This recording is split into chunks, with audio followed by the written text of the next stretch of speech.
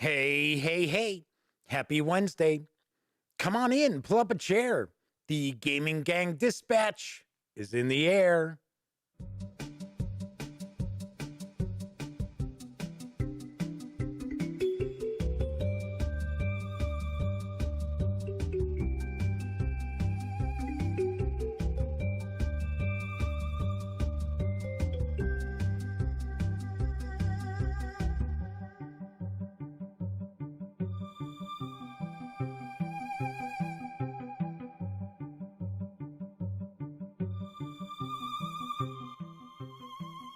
Howdy, howdy, howdy, gang. Yes, happy holidays. Welcome back to the WTF Studios.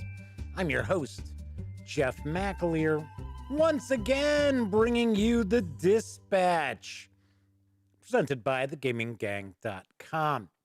If this is your first time joining me, kick back, relax. Not rocket surgery going on here. Just hanging out, talking about the latest in tabletop gaming news. And of course, if you are a longtime viewer, welcome back. Thanks for joining me once again. Tonight is Wednesday, December 16th, 2020. This is live stream number 590. Yowza. Before we jump into the news, do want to mention that if you like this video, by all means, please give it a quick thumbs up. Subscribe to the channel if you haven't already, and if you do subscribe, ding that bell, because not only will it let you know when the Dispatch airs live Monday through Thursday nights right here on YouTube, it'll also tell you when I upload other videos, such as my review of Alien, the role-playing game Destroyer of Worlds, which will be up tonight. It is actually already uploaded. It's in the can, just not live yet. And of course, when you're not watching videos on the Gaming Gang channel, be sure to visit thegaminggang.com for all the latest in gaming news, reviews, and a whole lot more. Get your geek on at thegaminggang.com. Because this is a live stream, that also means chat is available here at YouTube. It's not on screen. I do want to point out, it's one of the ways that keeps some of these stranger commenters at bay. But if you want to say howdy, or maybe you've got a question, a comment, by all means, chime in. I will do my best to respond because I do my best to follow along in chat. I do want to mention sometimes it zips by pretty quickly, but I do my best. So first off, out the gate, we do have Flaming Huron in chat saying howdy. Clint Gibson is in chat with us as well. So lots going on tonight. Got a bunch of things cooking. So first off, I think we're going to jump right on into the news, and then we'll discuss some other things as well. First off, coming in January from Playroom Entertainment and Ultra Pro is Go for Broke. Here's the dope. Go for Broke is a fast-paced game for the whole family. Each turn, roll all 7 dice. If you roll more gophers than foxes, you can move 1 space for each money bag rolled, or go for broke and leave your money bags and foxes on the table and re-roll all gophers to try to get more money. If you roll more foxes than gophers, your turn ends and you pass your dice on to the next player. If your movement ends on a space occupied by another player, you bump that player back to the gopher hole, which I guess is like starting point. Be the first to make it around the board 3 times to reach Millionaire's Mansion to win. Go for Broke is for 2 to 6 players ages 6 and up, plays in around 10 minutes. It's going to carry an MSRP of $15 when it arrives next month. So there you have it. I know sometimes folks are like, hey, how come you don't share, kids games, family games?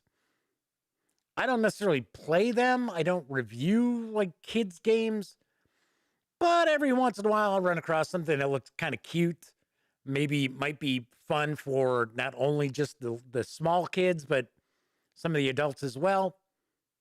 There you have it. Go for broke. A grade A is in chat. Howdy, howdy, a grade A. Good to see you. So moving right along, let's leave the kids' games behind because our Talsorian Games and Monster Fight Club are teaming for a new miniatures game. And while the details are pretty scarce, here's what I know about Cyberpunk Red Combat Zone. Cyberpunk Red Combat Zone is an exciting new skirmish miniatures game from Monster Fight Club, set in the combat zones of 2045's cities. Take control of a team of cyberpunk characters who are looking to make a name for themselves. Combat Zone features a new fast-paced game engine where the players can act and react in organic, free-flowing actions. No rounds, no turns, the game just goes. As your characters take hits and get wounded, their abilities degrade, so strike hard and strike fast. Combat Zone leaves the traditional rulers and tape measures behind and introduces a new limiter-based movement and range system, where your character's attacks and movement depend on the quality of their actions. Green, yellow, and red actions all have different chances to succeed, so choose smartly. This will feature the detailed Monster Fight Club miniatures and scenery. Combat Zone is coming in 2021, when we don't know. But stay tuned for more Combat Zone news, because when I know it, you will know it, or shortly thereafter. Very cool. The first rule about Monster Fight Club is tell everyone you know about Monster Fight Club. Nice to see a skirmish level game coming out for Cyberpunk. I did get a chance to take a peek at some of the miniatures. I think they are available now. I'm not positive. I think they're available now. They look pretty nice, although I can tell they're 3D renders. They are not the actual miniatures. So that always, I don't know. I don't know. So Grade Ace says that this Kickstarter terrain company got this license. Pretty interesting. Yes, I know, isn't it? But if I remember correctly, Monster Fight Club's got some pretty cool terrain. A lot of modern stuff, if I remember correctly. Ibram has joined us in chat, and so has Doug Roberts. Good to see you, Doug. Welcome, welcome. Grade A says, I think this audience mostly plays Infinity. I don't know. I got to be honest. I don't know who we've got who plays miniatures games hanging out. I'm going to take a guess. I think tonight is the Madman's game night, so we won't be able to quiz him. I don't get a chance really to play minis. I don't get a chance to paint minis, let alone play. Don't know. It's Wednesday, so I always like to share wargaming news on Wednesdays. This isn't necessarily a war game, but it is a strategy game that is coming from GMT Games. It's arriving early next year. It is Dominant Species Marine. Here's the latest. Like Dominant Species, only wetter. 60-something million years ago, a great ice age has ended. With massive warming altering the globe, another titanic struggle for supremacy has unwittingly commenced between the varying animal species. Dominant Species Marine is a game that abstractly recreates a small portion of ancient history. The ending of an onerous ice age and what that entails for the living creatures trying to adapt to the slowly changing Earth. Each player will assume the role of one of 4 major aquatic-based animal classes: dinosaur, fish, cephalopod, or crustacean. Each begins the game more or less in a state of natural balance in relation to one another, but that won't last. It is indeed survival of the fittest. Through wily action pawn placement, you'll attempt to thrive in as many different habitats as possible in order to claim powerful card effects. You will also want to propagate your individual species in order to earn victory points for your animal. You'll be aided in these endeavors via specialization, migration, and adaptation actions, among others. All of this eventually leads to the end game, the final ascent of a vast tropical ocean and its shorelines, where the player having accumulated the most victory points will have their animal crowned the dominant species. But someone better become dominant quickly, because there's a large asteroid heading this way. Dominant species Marine is for 2 to 4 players, ages 14 and up, plays in around 90 to 150 minutes. It can be ordered right now for the P500 price of $55. It's going to carry an expected MSRP of $78 and some hopes that this will arrive in January. It is at the printer. I don't know when we are going to see it. I know some distributors are indicating this is a January release, but I don't think GMT has said it is a January release yet. Very nice. This is actually a Chad Jensen design, the late great Chad Jensen. So this is one of the designs that he was working on when he unfortunately passed. I like Dominant Species. I reviewed it way back in the day when it originally came out. Only issue that I have with it, it does run long. So it does seem that Dominant Species, there are some tweaks, there are some changes, there's a little streamlining to it. I do believe, because we are looking at about 90 to 150 minutes, whereas Dominant Species is usually 4 hours-ish, at least when we would play. So we will see. So a great A was talking about audience meaning this product, not us here in chat. Aha! So Grade A was saying that he would think that the Cyberpunk Red Combat Zone audience would be the same sorts of folks who play Infinity, which does look like that's a cool system too. Once again, something I don't know a whole lot about. Ibram says they want to play the bottom feeder in Dominant Species Marine. No!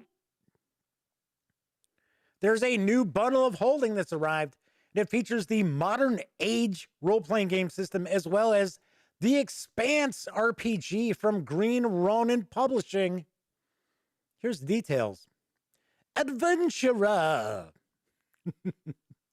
This all-new Modern Age and Expanse RPG bundle presents PDFs of 2 tabletop role-playing games that use the adventure game engine, Age, from Green Ronin Publishing. Modern Age for high-power action from the Industrial Revolution onward, and the Expanse role-playing game, based on James S.A. Corey's mega-popular The Expanse science fiction novels of diplomacy, discovery, and danger in the future solar system. This bargain-priced offer gives you everything you need for your own campaign of modern adventure or high-flying hard SF.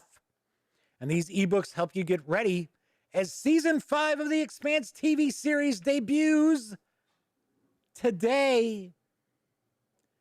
For just $19.95, you get all 6 titles in the Modern Collection as DRM-free PDFs, including the complete Modern Age basic rulebook and the Modern Age Companion, the cross-dimensional campaign setting threefold, enemies and allies for threefold, and other Modern Age games, the Adventure Missions Warflower, and the Modern Age Game Masters Kit.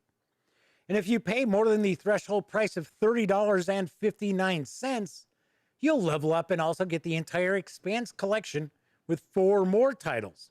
The entire Expanse RPG line to date, including the Expanse RPG standalone core book and Game Masters Kit, the full-length 6-scenario campaign Abzu's Bounty, and the short adventure Salvage Op. These savings do run through January 4th, and 10% of your payment after gateway fees will be donated to this offer's pandemic-related charity, Direct Relief. There you have it. I gotta say, this is one of the pricier bundles of holding that we have seen in a while. It is a nickel shy of 20 bones to get it in on the action, and that doesn't include any of the Expanse role-playing games releases. You got to go to $30.59. That always kind of fluctuates depending on how many people have ordered it. So you gotta go almost $31 before you even get the Expanse.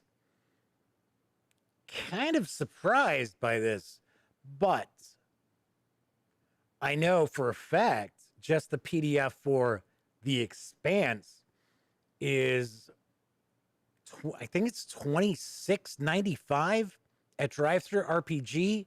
So you are getting some savings with this bundle of holding. It's, like I said, it's just a little higher than we're used to seeing. Usually we get a buy-in for around $9.95 to about $12.95. Once in a while we'll see $14.95. But outside of that, I don't know. I don't know. So a Grade A says that they've got Dragon Age and Fantasy Age, but they haven't been able to run them. Nice. Very cool. Scott Weigel has joined us in chat. My high school friend, Scott. Good to see you, Scott. Thanks for swinging on in. So they are talking about Chris Pramis. I believe that's how it's pronounced. Who I believe is the mastermind behind Green Ronin Publishing. And there's some discussion. He used to work for TSR back in the day. So Grady says that he likes supporting Green Ronin and Chris. Nice. I got to be honest. I have no affiliation whatsoever. I have no connection at all with Green Ronin. Just, I don't know. Just never kind of got on base with that. So, gotta say, The Expanse Season 5 premiered today. We'll talk about that in just a bit. I've got my final news piece. There is a new systemless RPG setting that's arrived from WTF Studios and designer Luka Rejic. I've got the skinny on Long Winter. Winters are long and beautiful in the high valleys of Brism. Long Winter is the two-book RPG sandbox of a mountainous winter country on the cusp between the old and the new, the edge of modernity, the stepping stone of a new age. New mines and industries have opened. Light breaks the gloom of ancient ruins. Change comes to sweep away the cobwebs of history. But cobwebs do not go easily into the dust. This winter will be memorable. First of all, we've got the Visitor's Book. This book contains common knowledge and mechanics for all the players, heroes, and referees. The referee's book contains tools for running Long Winter at the table. The idea behind splitting Long Winter into two books is to make it easier for the players to share the world while preserving the challenges and random events for the referee alone. This gazetteer includes over 100 pages of content with over 40 color illustrations, as well as a rather pretty map. Rough history from the oldest times to the wars that tumbled the ancient regime and led directly to the current federal arrangement. Powers and major factions, the dominant baronials and the oppressed old folk, the terrifying wolf folk and the mysterious old architects. There's economy and society and cultural touchstones in the mountain barony. 3 towns and 8 villages, characters and curiosities in each, mountains, forests, rivers, and lakes, a simple modular rule system for handling mountainous terrain and the cold weather, terrain and weather complications, a buy and sell list for would-be visitors, a vignette to set the mood, and an appendix of inspirational music. Then we've got the referee's guide. The snows are alive. A soft, cold spirit courses through them. Her lace threads the world. Watching, drinking, listening, stroking, soothing, killing. Her touch is soft and icy. She is Winter White, the daughter of the water drinker and the north wind. And she is a terrible god, an avatar of ice and hunger, of visions and death. Long Winter is the RPG sandbox of a realm that has broken its vows to Winter White and will now pay the cold price. This book contains secret knowledge and mechanics for the referee, including over 110 pages of content with some color illustrations, 3 variations of the Brezum map to represent changes as Winter White's curse bites harder, faction trackers for the 5 key factions, and over 40 events to represent different groups growing or waning in strength depending on player actions. Detailed weather and event tables to simulate a living setting, detailed encounter tables for night and day, which grow harsher as Winter White's curse grows stronger, several more tables to generate corpses, caches, vaults, and memories of summer. I remember summer so long ago, before the long winter. Optional playing card-based escape mechanics with 54 different locations, challenges, and characters encountered in each location. Alternately, the escape section serves as a resource to mine for winter locations, challenges, and characters. This setting is profoundly close to that of Witchburner, which is from the same author and artist. You can score both the 102-page Visitor's Book and 110-page Referee's Guide for a combined $26 right now at Drive-Thru RPG.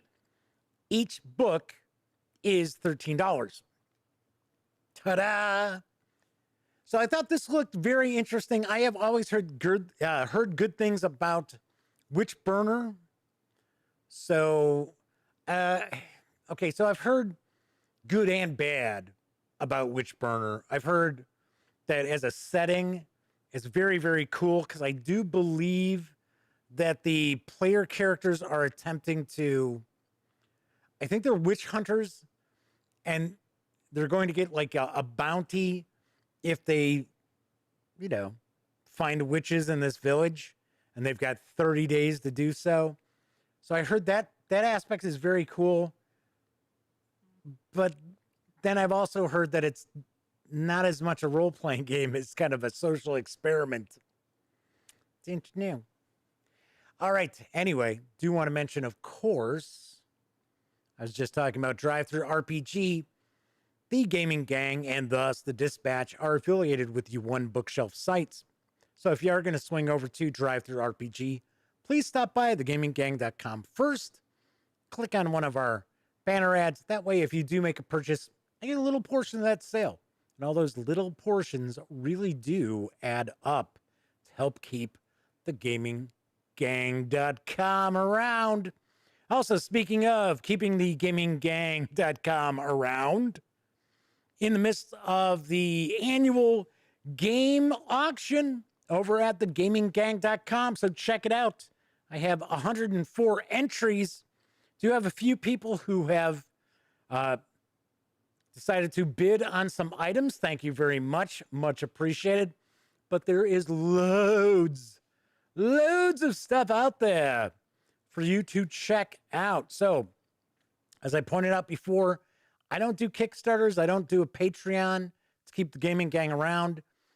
This is how I raise funds for the upcoming year to basically run thegaminggang.com. So if you like what I do, help keep me around.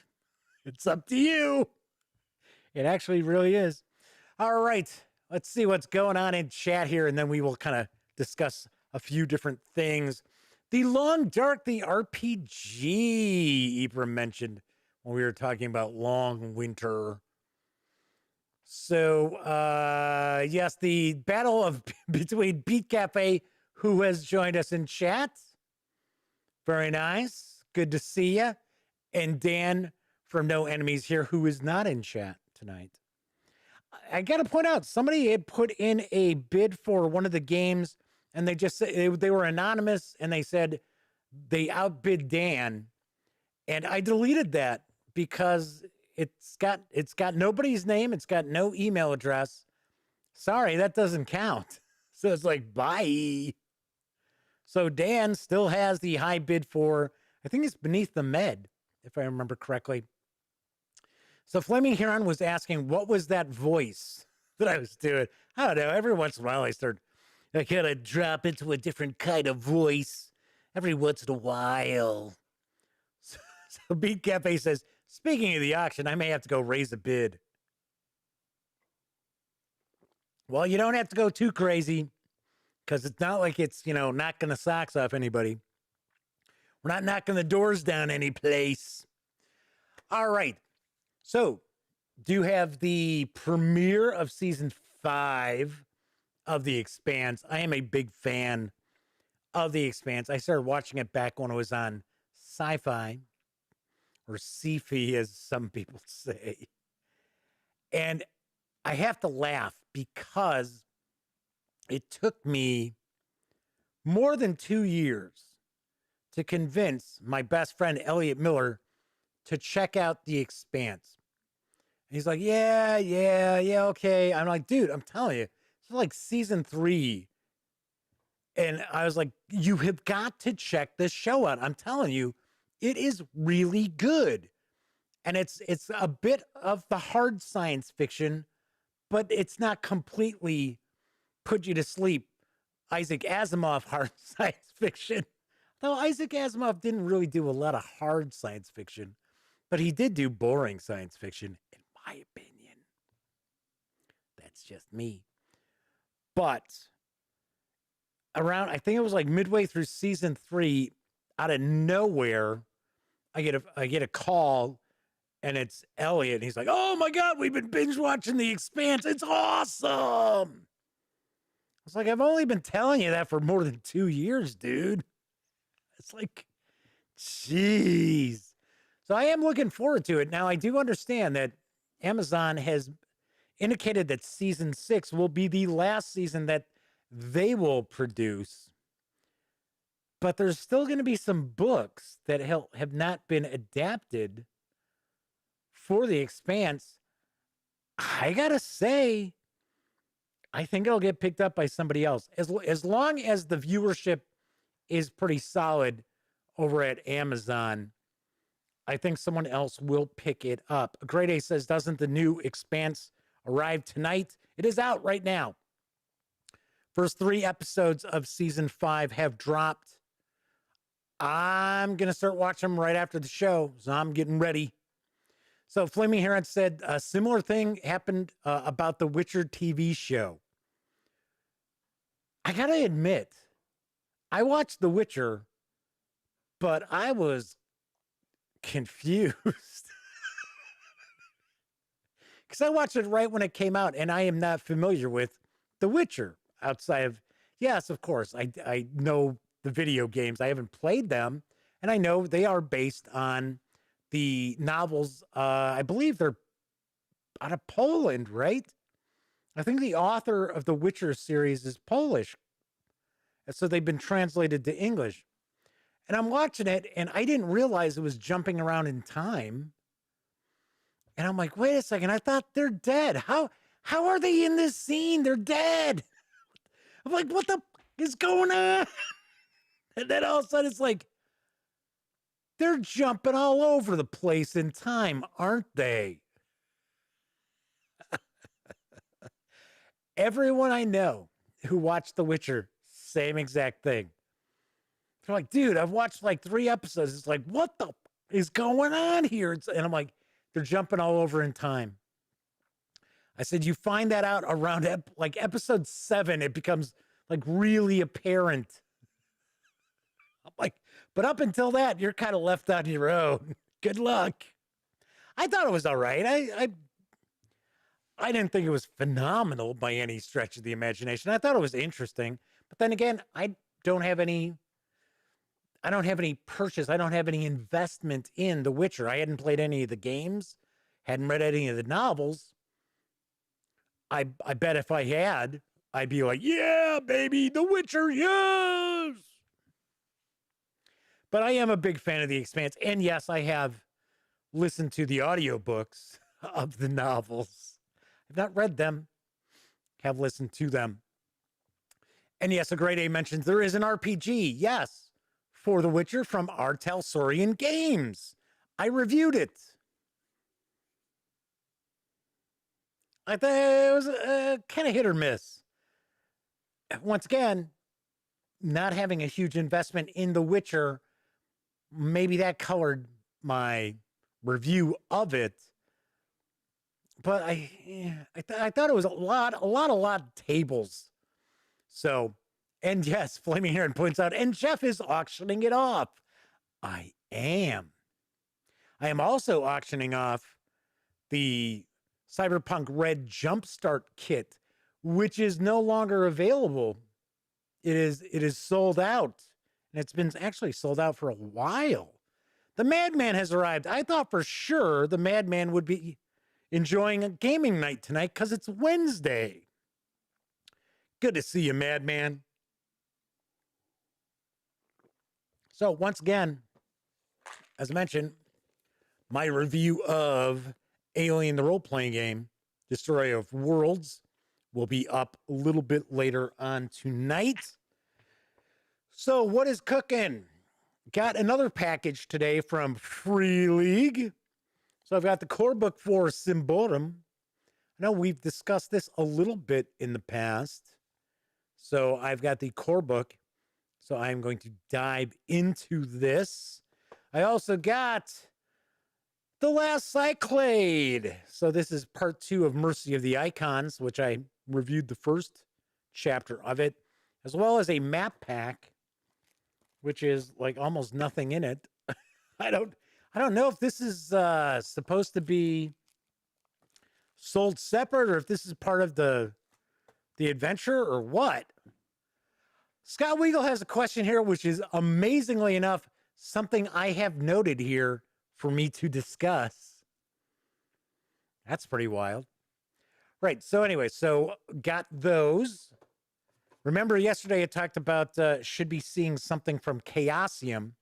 So I have heard from Michael O'Brien over at Chaosium Inc. They are sending along the Masks of Nair Lothotep slipcase set. Yes. I'm excited about that. I know it's been out for a while, but I ran Masks of Nair Lothotep when it originally came out. And Elliot and my friend Ed, and I would take a guess, probably Elliot's nephew Paul, who I really haven't heard from in years, have very fond memories of that. And I can guarantee you Elliot does. And I joke about it all the time. Elliot can't tell you what he had for lunch yesterday, but he can tell you in great detail what happened during a session of Call of Cthulhu during that campaign. Speaking of Elliot Miller, he is going to actually be joining me for episode 600 of The Dispatch, which I believe, let me take a peek here. If things hold the way they've been going, I want to say it'll be on January 6th, because there are only 3 episodes next week, 3 episodes the week after that as well. So if I remember correctly, I think I took a peek. So that should fall on January 6th. Elliot will be joining me. And we're just going to talk about some of our experience with the gaming gang, gaming back in high school, what we like playing, just, you know, kind of goofing around like we usually would. I also do want to mention Chaosium is also sending along the, what is it? Monsterum or something like it is another slip case, and it's kind of like, I don't want to say monster manual because I don't want to really say bestiary either, but that's essentially what it is. It's all the Lovecraftian mythos creatures and old ones and elder gods and elder things and all that stuff. So pretty cool. So I'm looking forward to that. But I am super pumped for Massive Nyarlathotep. Really, really interested. Scott says, Fiend Folio? I remember the good old Fiend Folio. And then they had to pull it. They couldn't sell it anymore. They had to recall it and do a reprint of it. A grade A asks, is Symborum D20 or 5e? I don't know. Take a quick look here. I don't believe it is the year one engine in this. I don't know. It doesn't, I don't see anything like right off the top, taking a peek. So grade A says, I get confused with that system. I don't know. Well, I can tell you one thing. The artwork looks phenomenal. And they've actually got quite a few releases for this, which we might end up getting to see quite a bit. Steve Park Smith has popped into chat. Welcome aboard, Steve. Make yourself comfortable. Mentioning that he loves the Expanse. Yes. Like I said, I'm gonna bang out the first 3 episodes of season 5 right after I finish the show. All right, anything else cooking? Got some other reviews on the horizon. Should probably swing back into the one new video outside of course, the dispatch every day through Christmas, and then I will probably back off a little bit. I think, yeah, I don't know. Sometimes I think people who visit the Gaming Gang channel are kind of spoiled. I have been told, and this might be true, I don't know. Because once again, it's not as if I'm like some master of social media or anything like that. Pretty obvious. But I have been told that I have too much content. I release too much content, and that hurts my views. I don't know. I honestly have no idea. I guess in some ways it would, because people probably get tired of seeing, oh yeah, another video. Oh yeah, there's another video. Oh, there's another video. But then again, the more videos you have, the more opportunity for views you get. Speaking of views, the channel is on pace to crack 250,000 views for 2020. That's not too shabby. Over 250,000 views. Yeah, for just being, the little outlet that chugs along, I think that's not too bad. Maybe that's me. Maybe I'm just crazy. I mean, I know we're not talking, Dice Tower numbers or Rodney Smith numbers or anything like that, but nothing to sneeze at, I guess. We'll find out. I think I'm at like 242,000. So that is, that's right on pace. I think we'll crack the 250,000. Flaming Heron asks, what is too much? You do 1 or maybe 2 videos per day. I try not to do 2 videos per day every day. Says, I see tons of people with 6 or more, and I think, why? Well, you also have to keep in mind, my videos tend to be longer. And I really do try my best to shorten up my reviews in that. Because I know when I have a review and the review runs 45, 50 minutes, that turns some people off.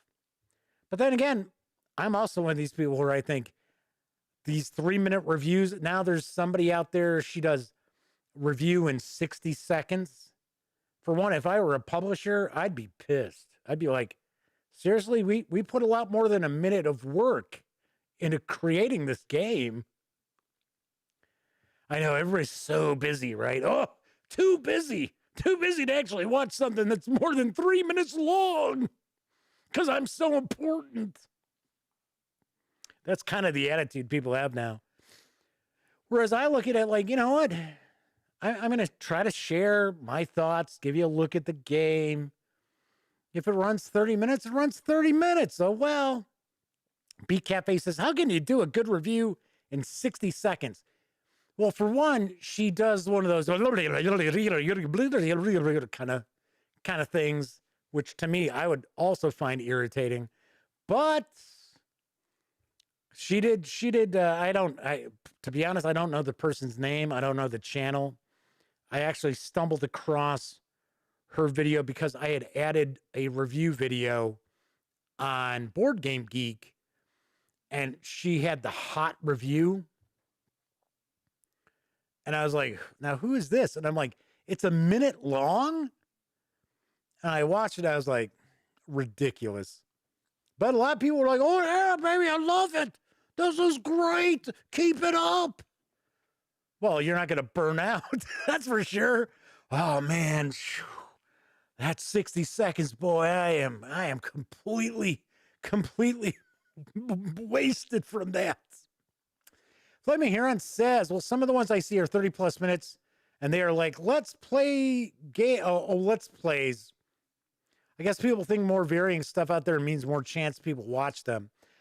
Yeah, I mean, honestly, I would hate if everybody did the same exact thing. That would suck.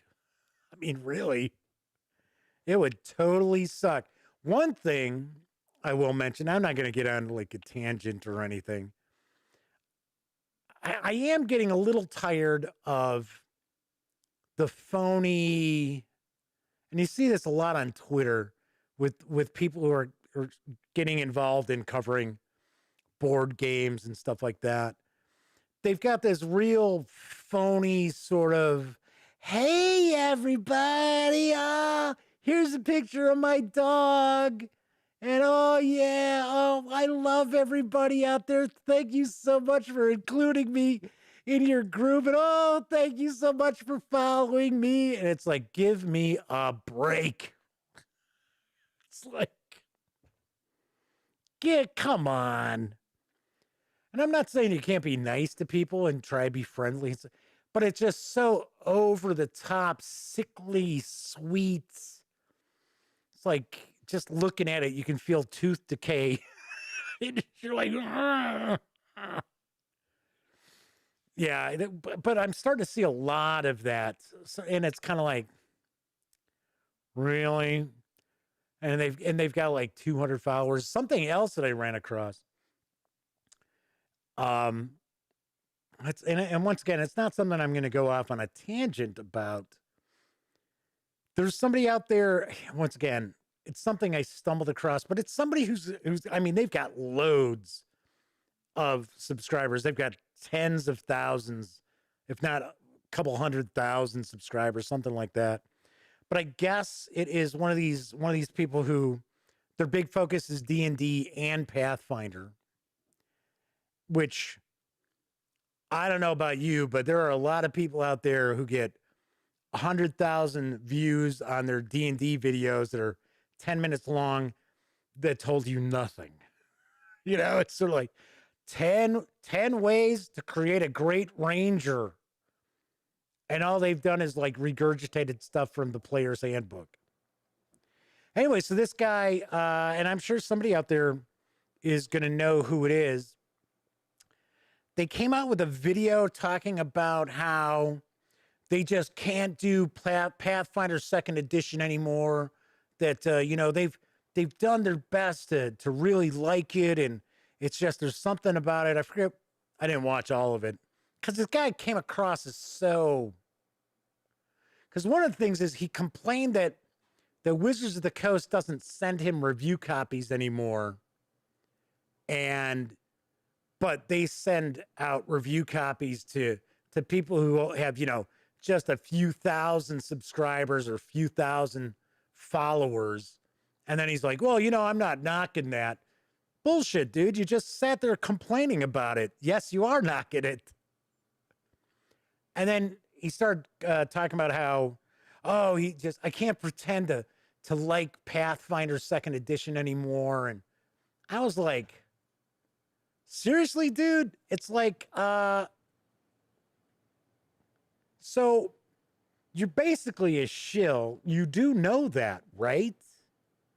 Because you're basically telling us you're a shill.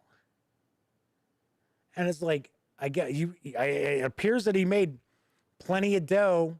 Not that you make much dough on YouTube, but when you pull in, 50, 60,000 views on a video, yeah, you make a few bucks.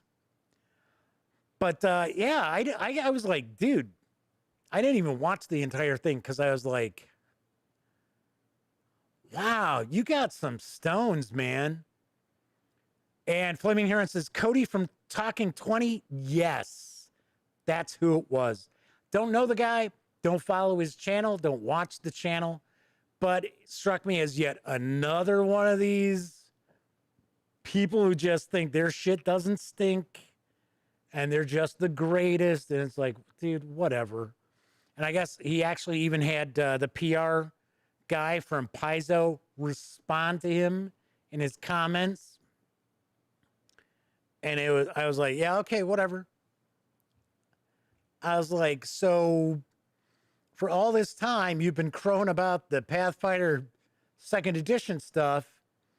And now suddenly you're like, oh, I can't pretend to like it anymore. I can't go on anymore. I don't know. I have no idea. I'm like, what the? Hey. Like I said, I'm not going to go on a tangent about it. It's just, there are just so many weird people. Not to say I'm not weird. But what you see is who I am. This is not some performance or anything like that. And I do basically, share my true thoughts. So Gandalf Pendragon, welcome aboard. Cody's been very depressed in general. In 2020, he talked about burnout in another video. Okay, I get it. Hey, I understand the burnout aspect of things. There's certain things you got to do to avoid it. So, I mean, I don't know. Hopefully he's seeking help for his depression from wherever. I hate to ever run across somebody who's suffering from depression, and hopefully, they're not afraid to reach out. But I don't know if that's, I don't know if you can say that's an excuse. So Doug Roberts says he sounds like he's a legend in his own mind. Well, okay, but when you have hundreds of thousands of subscribers, which I don't know, maybe he does. Like I said, I didn't look that hard.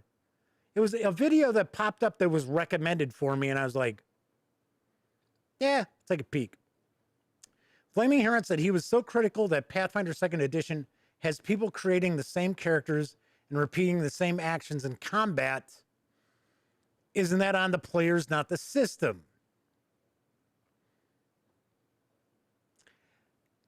Well, here's the weird thing. People dislike 5th edition. Okay, so I think everybody knows, if you follow the gaming gang and you watch my reviews of, doesn't matter, like 5th edition stuff, Pathfinder stuff, I never run anything the way it's written. Never. Nothing. I've run Call of Cthulhu for decades, and I guarantee you the Call of Cthulhu I run is not Call of Cthulhu from the rule book. It's mainly that, but there are some tweaks. So the rap that I always hear from people about 5th edition is that they don't have enough character options. And combat all kind of boils down to being the same exact thing. And people point out, well, one of the selling points of Pathfinder 2nd Edition is, and this is how I've always looked at it, is that you've got loads of options available to you, even right out of the core rulebook. Not even talking about all the extra fluff and system books that are out there as well. Combat, yeah, I can kind of see that. But I think the problem is, and I think this is systemic in almost all role-playing games that have some combat aspects to them, is that especially more modern players are just, well, I know what I'm going to roll my die. I attack, throw fireball, and it's just rolling the dice.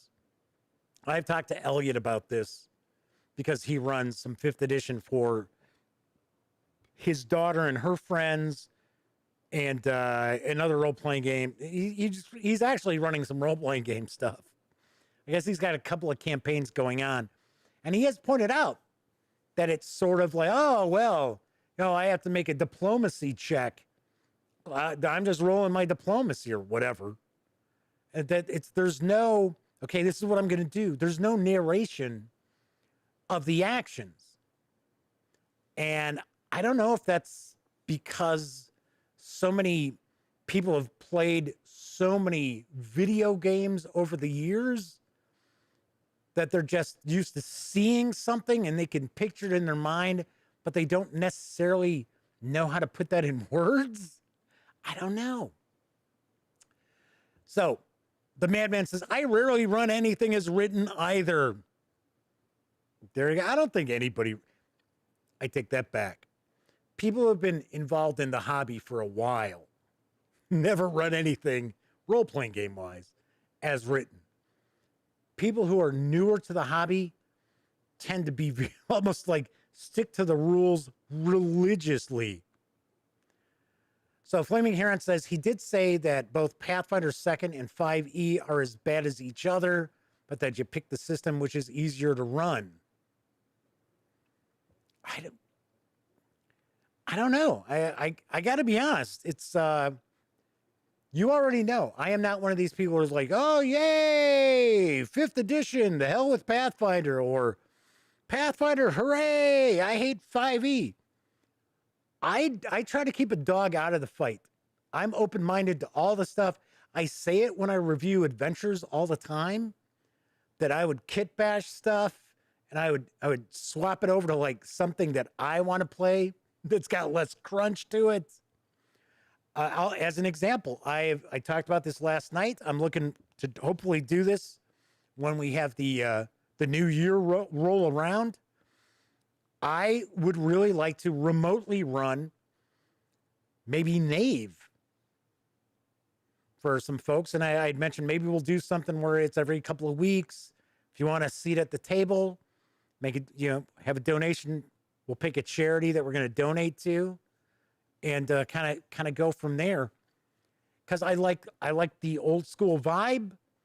I don't want, well, my character can't do this because he doesn't have that feat, and he won't get that feat until he's 5th level. And then if he takes this feat, then he's not going to get that feat either. So I have to progress through that. I don't want it. It's like, but I will require my players to narrate what they're doing. I always have. Flaming Heron says, I run things for the players. I make it easy and remove unnecessary mechanics. That's why people don't sit there. And I talked about this. I think I still got it. I actually wrote a book. I think it was like 120 pages. And I released it on the Gaming Gang. The Gaming Gang Guide to Great Game Mastery. And it was meant kind of tongue-in-cheek. And I think I still have, I can't find the file, which pisses me off. When I changed hosting companies, something must have happened. I lost the actual file for the PDF, but I do have like the audiobook edition of it, which I think you can still find if you go to thegaminggang.com. Maybe I don't have it public anymore. But the thing is, people remember role-playing games. They remember the story. They remember the things their characters did. They remember when things went bad, when things went right. What they don't remember is the mechanics of how they got there. Outside of sometimes, every once in a while, you'll have somebody say something along the lines of, man, I can't believe one time we were having this battle and I rolled like 3 critical hits in a row. It was wild. We couldn't believe it. Okay, you're right, because odds are you don't see that happen too often. Or I remember years ago rolling percentile dice and getting 100, which was a good thing, and then rolling again and getting 100. It was like, what? But I can't tell you what game that was. But people remember exciting situations, the adventures. They remember all that. They don't care about the mechanics. And I think, and I've mentioned this before, and once again, I'm not doing a soapbox or anything. I think more modern players are way too hung up on min-maxing their characters and creating these intricate backstories for their characters that they expect their game master to incorporate into what the game master's got cooking, as opposed to playing the game and letting it all flow naturally. Yeah, oh, Jinx the Thief, they're famous for blah, blah, blah that they did back in the day with the Thieves Guild that we didn't play. This is just something I made up as a backstory. Who's going to remember that? Nobody's going to care. Nobody around the table cares about your backstory except for you. When things happen naturally in the course of it, playing a game, the course of the adventure, it makes a big impact. All right. So Flaming Heron says, I did comment on a video saying a lot to be said for random character generation in games, which makes people play what they're given, not make characters before they play. Plus, with doing the randomized character generation, you're jumping into the game right away. That's another aspect of it. You know, somebody's not sitting there for 3 hours the night before they're planning on playing, putting together a character. Doug Roberts says, that sounds more fun to me. Scott talks about Rollmaster. Oh my God, Rollmaster. It was funny. Rollmaster was cool. Arms law, claw law, spell law. When it came out, until you actually had to incorporate it in gameplay. And it's like rolling dice, rolling more dice, more dice, more dice, more dice. It's like just one attack. You're like, here we go. Fleming Aaron says, reminds me of a player I knew who basically spoke like they were a robot, talking about their actions in games rather than role-playing their character. I will now attempt to open the stuck door, rolling die, 1 in 6 chance, 3 failure. Wow, that's it's engrossing. I'm spellbound. Green Ronin Publishing has showed up. You missed out. There were some folks in chat. Well, it was actually, I think, one person in chat who was saying such kind things about Green Ronin Publishing. Correct a grade A? So, good to have you visit. Thank you very much. Always love when we see a publisher pop in and they stop in and they're like, what the hell is this dispatch thing? I got to take a peek. They flagged me in this tweet. I got to see what's going on with this. Unfortunately, Green Ronin Publishing has arrived just as I'm wrapping up the show. Sorry. But we've had a pretty interesting time tonight. Kind of pontificating once again about my style of role-playing. But once again, if you are interested in maybe taking part in the actual play, which once again, I don't even know if I would share it on YouTube. Maybe I would. I don't know. It's not something where it's like, oh, wow, I can't wait. Can't wait to tell everybody about the live actual play we've got going on, because God knows we don't have any of those. But if you do want to possibly take part for charity, comments in the comment section below, because I would like to have maybe 5 or 6 people, and I will use Foundry just for like the visuals and things like that. So Green Ronin mentions, haha, sorry to have missed it. Your stream looks incredible. Yeah, see, that's because you haven't watched it.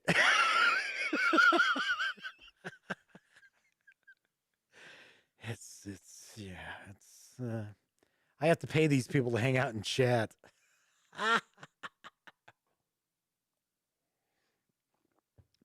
So, Green Ronin, I should mention, I'll touch base. I'd love to do some reviews of your stuff. Everybody's always talking about how great your stuff is, but the thing is, I don't do PDF reviews. I just do physical stuff. So we have Nidalith back in the day when AD&D First D was played. That was me. I remember different types of players, and hack and slasher, rule freaks, munchkins were the most common. Those of you out there who recall or who played, even if it's OD&D, but also Advanced Dungeons and Dragons, first edition, might remember the term Monty Hall. We were never big fans of the Monty Hall players. So hack and slash as well. Yes. Those kind of players preferred site-based modules. Yes, they did. Got to admit, they used to pack a lot into, 18 pages, sometimes 32 was kind of a, wow, that was like, wow, that's a monster module for D&D from TSR. Nowadays, it's kind of like, yeah, hey, I got it. Here's my 200-page adventure.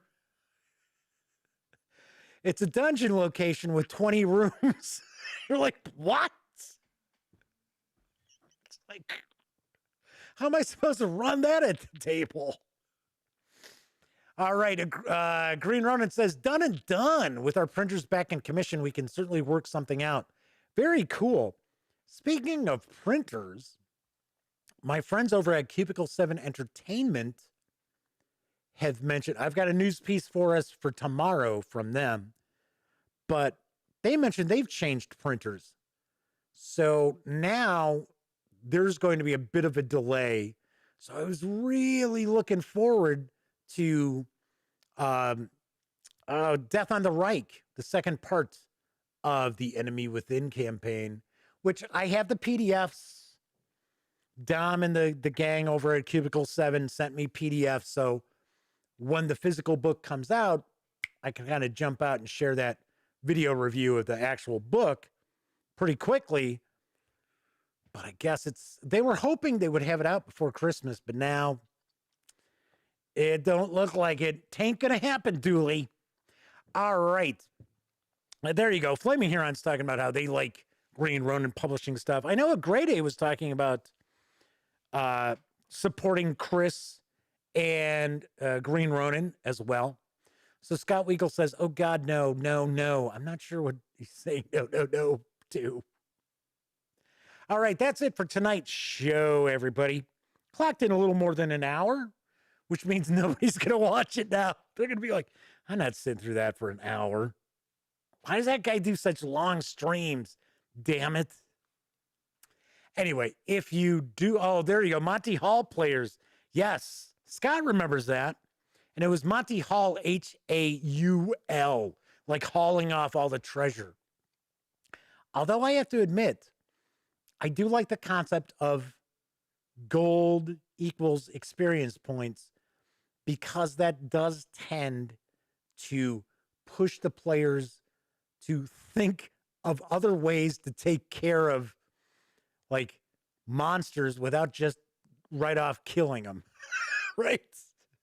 Without the hack and slash. So Flaming Heron says, yeah, they got the PDF for Death on the Reich. Haven't heard anything about the physical copy. Like I said, the game plan was they were hoping they were going to get it out before Christmas, but they've made a change in printers. I guess the new printer is going to be better quality, which I do admit, I think the Cubicle 7 stuff that's come out has always been really nice. Then again, they're a European publisher. European publishers really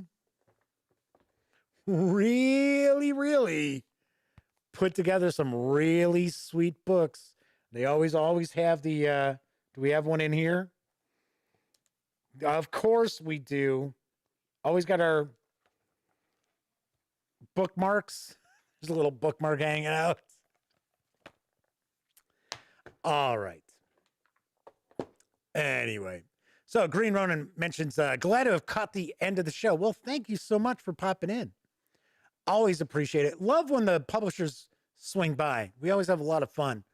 So next time you notice I'm sharing a Green Ronin Publishing news piece, by all means, pop in. And that way, folks in chat can ask questions about the company as well as the releases as well. And I will reach out because worst comes to worst, I'd love to at least get on your press release list so that I don't run across news pieces from Green Ronin secondhand. I like to have them come right from the publisher itself. All right. So Scott Weigel says, I know one of my 25 magic items my third level character has. We'll do the trick here. Maybe we'll talk about that tomorrow. My preferred magic items in fantasy role-playing games, or what I like them to do and what I don't like them to do. All right. You know, some of this stuff I could actually just do separate videos for. Then maybe I'd have 200,000 subscribers, and then I'll just rehash everything that comes out of the player's handbook as if it's like my original thoughts. All right. Anyway, if you like this video, please give it a quick thumbs up. Subscribe to the Gaming Gang channel if you haven't already. If you do subscribe, ding that bell, because it will not only let you know when the dispatch airs live Monday through Thursday nights right here on YouTube. I'll also tell you when my other videos get uploaded, such as tonight's review of Alien, the role-playing game, Destroyer of Worlds. Of course, when you're not watching videos on the Gaming Gang channel, be sure to visit thegaminggang.com for all latest in gaming news, reviews, comics, movies, TV. You know the drill. Get your geek on at thegaminggang.com. Those of you who hung out watching live, thank you very much. We had some first-timers join us. Hopefully, I haven't scared you off. I am wearing deodorant, so it wouldn't be that. Hopefully, you'll come back and join us again. And of course, those of you who watch all the time, I always appreciate you hanging out, keeping me company, so I'm not just pontificating out into the ether. I do know quite a few out there don't have an opportunity to watch live, so I appreciate you tuning in after the fact, even if it's on Memorex. So that's it for tonight. Everybody enjoy the rest of your Wednesday night, Thursday, whatever day it happens to be when you're watching. I will be back tomorrow. And as I wrap up all my videos during this never-ending pandemic, here's hoping all of you are being smart and staying safe.